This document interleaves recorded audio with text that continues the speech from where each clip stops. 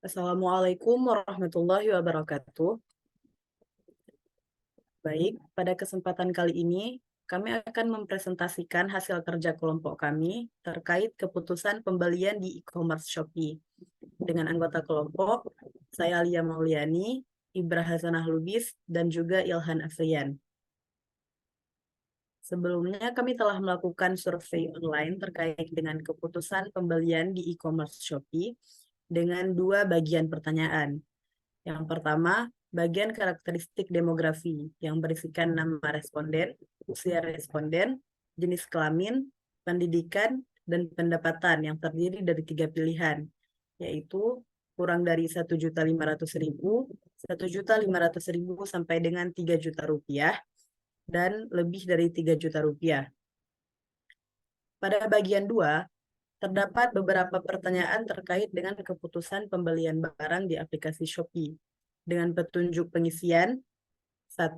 Sangat tidak setuju, 2. Tidak setuju, 3. Netral, 4. Setuju, dan 5. Sangat setuju. Dan berikut merupakan hasil data yang kami peroleh dengan jumlah responden 25. Karena data yang digunakan berbentuk skala ordinal, maka kami akan melakukan scoring agar merubah data tersebut menjadi data interval. Berikut merupakan hasil scoring yang kami peroleh dengan menggunakan metode successive interval. Data ini yang kemudian akan dipakai untuk melakukan bootstrap atau resampling. Dan selanjutnya akan dibahas oleh pembahas kedua, yaitu Ibrah Hasanah Lubis. Kepada Ibrah, kami persilahkan. Baik, terima kasih. Setelah kami lakukan pada scoring pada sebelumnya, kemudian kami akan melakukan visualisasi data. Tetapi kami akan melakukan visualisasi data untuk demografi terlebih dahulu. Yang pertanyaan pertama yaitu untuk pertanyaan usia responden. Berdasarkan dari jawaban 25 responden, didapati bahwasannya terdapat satu orang yang berusia kurang dari 18 tahun dan terdapat satu orang juga yang berusia lebih dari 25 tahun. Kemudian terdapat 23 orang yang berusia 18 sampai dengan 25 tahun. Berdasarkan pie chart yang telah dibuat, untuk usia 18 sampai dengan 25 tahun memiliki proporsi sebesar 84%. Sedangkan untuk usia kurang dari 18 tahun dan kurang dari 25 tahun memiliki proporsi yang sama, yaitu sebesar 8%. Selanjutnya itu untuk pertanyaan jenis kelamin responden. Berdasarkan dari jawaban responden, untuk responden laki-laki terdapat 4 orang, dan untuk responden perempuan sebanyak 21 orang. Berdasarkan pie chart, responden laki-laki mengambil proporsi sebesar 16%, dan untuk responden perempuan mengambil proporsi sebesar 80%.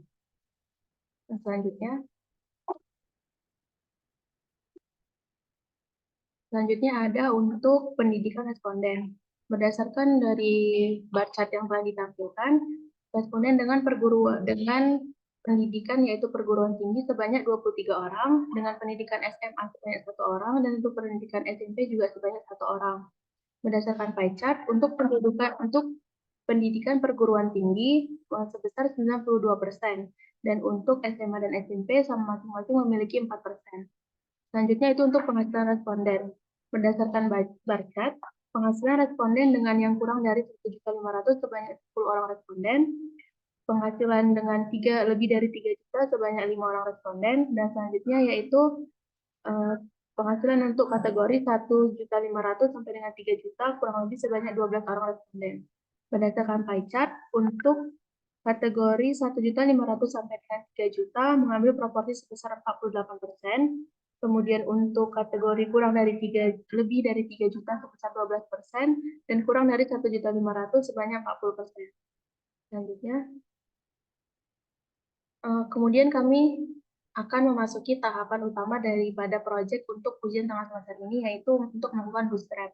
Tahapan yang dilakukan pertama kali adalah dengan input data yang dihasilkan dari perubahan nilai ordinal menjadi interval pada materi sebelumnya, itu pada bagian scoring data.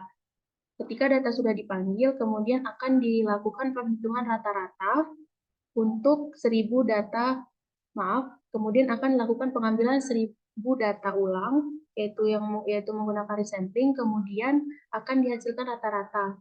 pada sintaks tersebut yaitu dengan sintaks rata sama dengan matriks, and row yaitu berapa jumlah baris yang dibutuhkan, kemudian dan berapa banyak jumlah kolom yang dibutuhkan.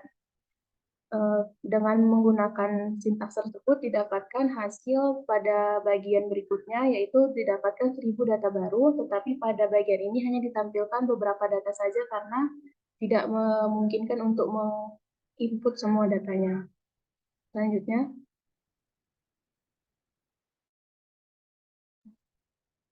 Kemudian setelah kami mendapatkan hasil bootstrap, yaitu mendapatkan 1000 data baru, hal yang pertama kami lakukan yaitu adalah dengan melihat summary datanya.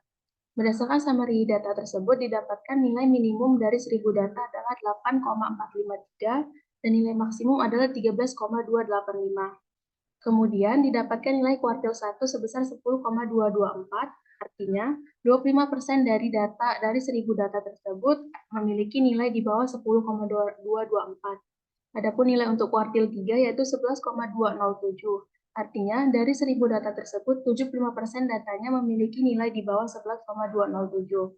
Kemudian didapatkan nilai min dan median yang hampir mendekati atau dapat dikatakan hampir sama. Hal ini dapat dikatakan jika data tersebut sudah memiliki distribusi yang hampir normal. Kemudian kami akan melihat plot persebaran dari 1000 data tersebut.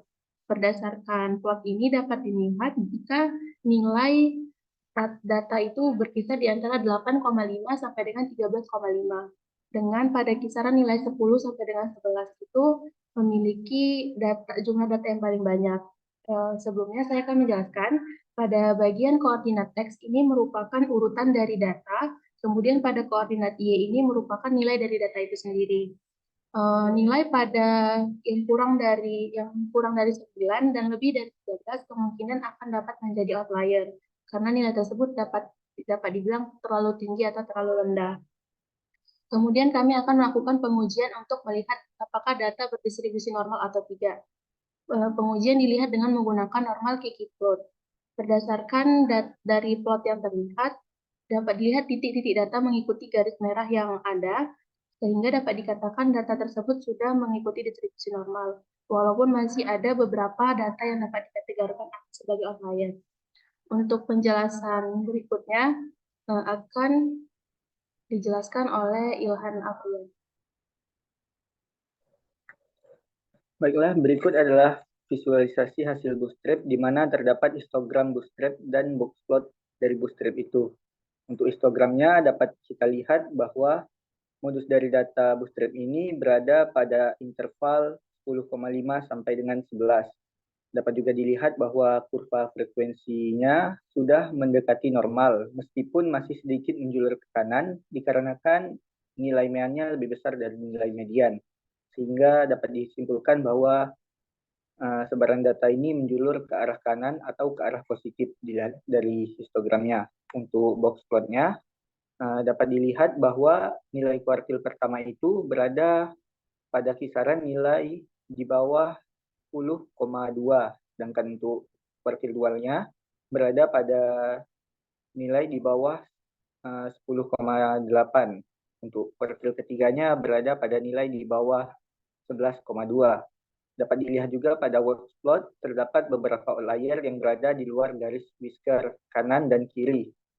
Secara visual juga diketahui bahwa data tersebut sudah mendekati simetri karena median panjang garis whiskernya sama. Meskipun garis whisker kanannya lebih panjang daripada whisker kiri, sehingga dapat disimpulkan sebaran data ini menjulur ke kanan atau menjulur ke arah positif. Selanjutnya. Kemudian ini adalah perbandingan data awal dengan data bootstrap. Dapat dilihat pada data awal, histogramnya itu tidak berdistribusi normal dan lebih menjulur ke arah kanan atau positif. Kemudian jika kita bandingkan dengan histogram bootstrapnya, dapat dilihat bahwa histogram hasil bootstrap ini lebih baik karena sudah mendekati distribusi normal. Selanjutnya. Kemudian kita bandingkan data boxplot data awalnya dengan boxplot data bootstrap. Dapat dilihat bahwa pada boxplot data awal datanya juga tidak berdistribusi normal karena memiliki lebar box yang tidak sama dan memiliki panjang whisker yang juga berbeda. Ini kita bandingkan dengan hasil bootstrap tadi. Dapat kita lihat bahwa boxplot hasil bootstrap lebih baik daripada boxplot data awal karena boxplot hasil bootstrap ini sudah mendekati data distribusi normal meskipun ada beberapa outlier.